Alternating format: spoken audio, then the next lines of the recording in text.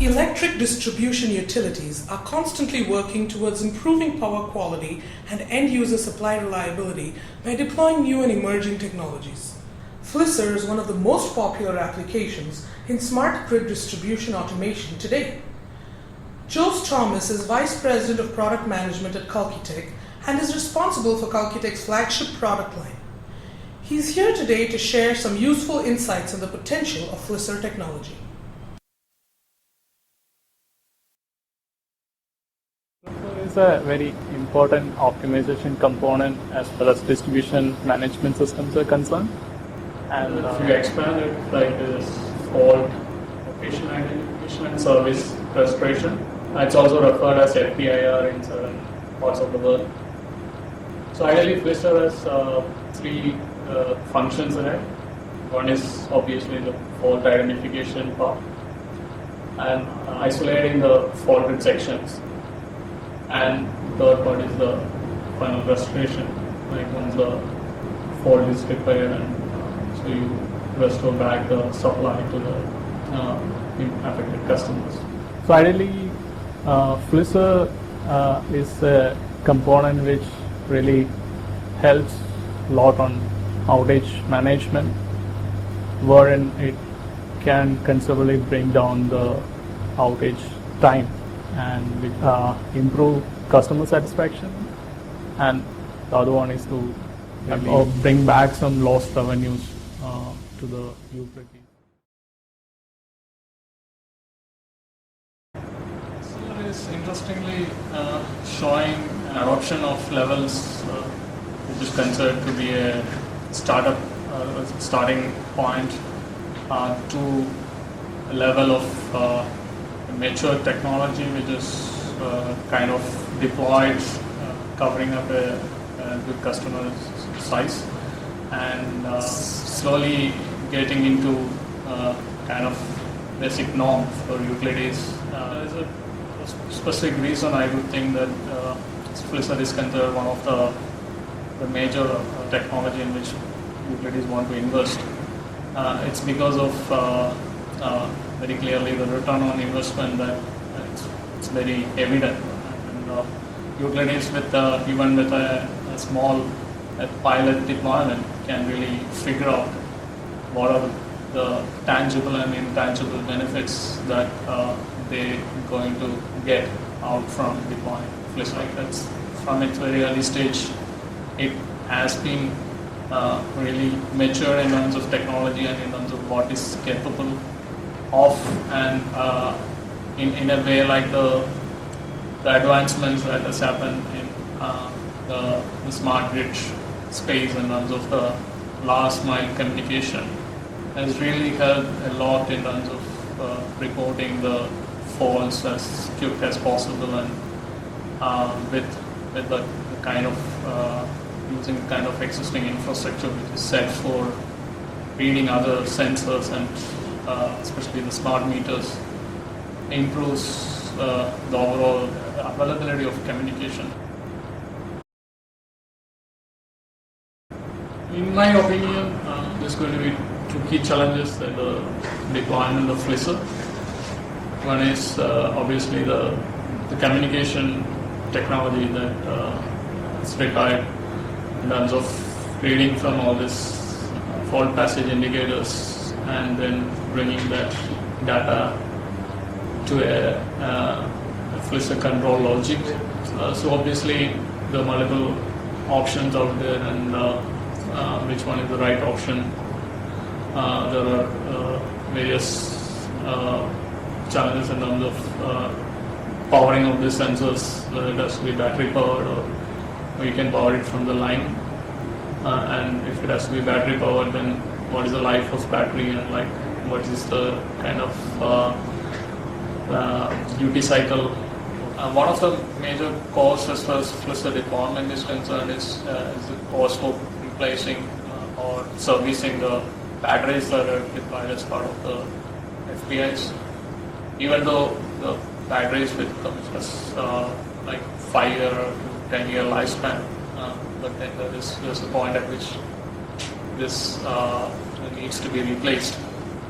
So some of the new technologies that really doesn't use battery at all, it's kind of driving FLISR to a different level, and where the fault passage indicator, which traditionally used to capture only the fault passage status, but now has become more of a intelligent sensor which can capture the different line parameters, and so hence the data collected from the fault passage indicators can be used for a lot of other applications, like for example for dynamic line rating. The second obvious challenge is in terms of the switching points.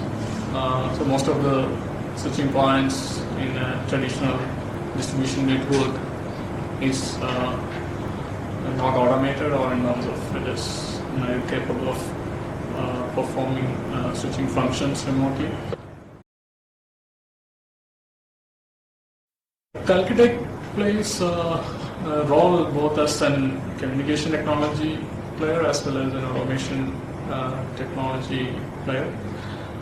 And as far as the automation technology is concerned, like Kalkitech's SYNC21 series, 2100 series products can go to the switching points or the sectionalizers, auto reclosures, and ring main units, and can be used to perform switching functions. And the SYNC3000, which is the substation controller, can really act as a FLISR controller, which helps an operator to see the faulted sections, and also can perform the isolation as well as restoration functions from it.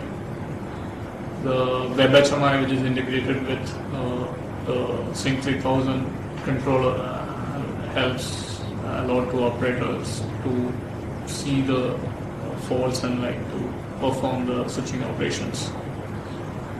And definitely the SYNC4000, which is the front-end processor, which helps to connect the overall the switching nodes, the RTUs, to distribution management systems, so it can collect the data from both FPIs as well as RTUs, and also can perform the control actions back to RTU devices.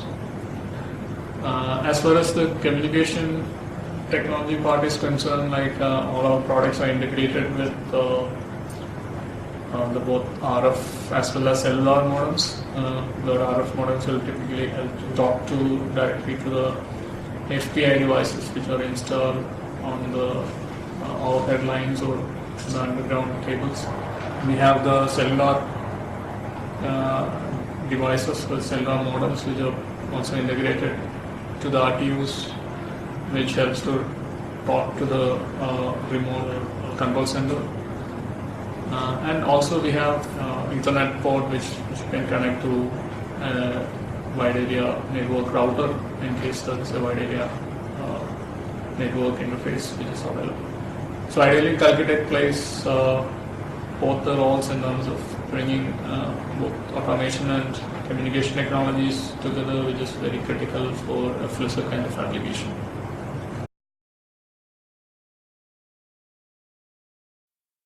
Utilities always have kind of set of questions they regularly ask. How often they need to read the sensors, that's the fault passage indicators. The sensor data can be used as a more of a proactive information in terms of to see there is a fault in the network or not. The FPI is becoming is capable of reading online data. So utilities are reading it more regularly, and it's mostly in terms of somewhere from milliseconds to a couple of minutes. So always there is an advantage of frequent reading of FPIs. The second aspect is in terms of whether to go for a centralized FLISR deployment or a decentralized FLISR deployment. So which is obviously a cost versus a complexity decision. So as far as a centralized approach is concerned, with the distributed energy resources and battery storage and everything coming up, and the network being more of a mesh in nature compared to traditional radial networks, the centralized approach is becoming more complex to handle for the operators. Slowly utilities are coming up with pilot deployments for a decentralized FLISR solution. Maturity-wise, this is still in pilot phase, but it's a really missing technology. And the last point that I just want to mention is in terms of the communication technology which you use to communicate with the FPIs.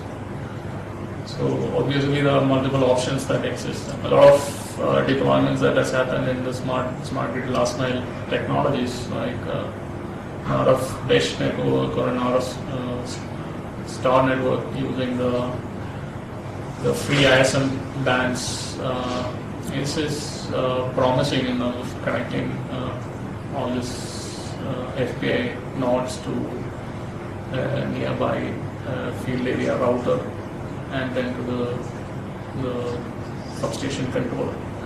There have been a lot of promising stuff happening, and there's few technologies that obviously the utilities can look at in implementing a successful FLISR application.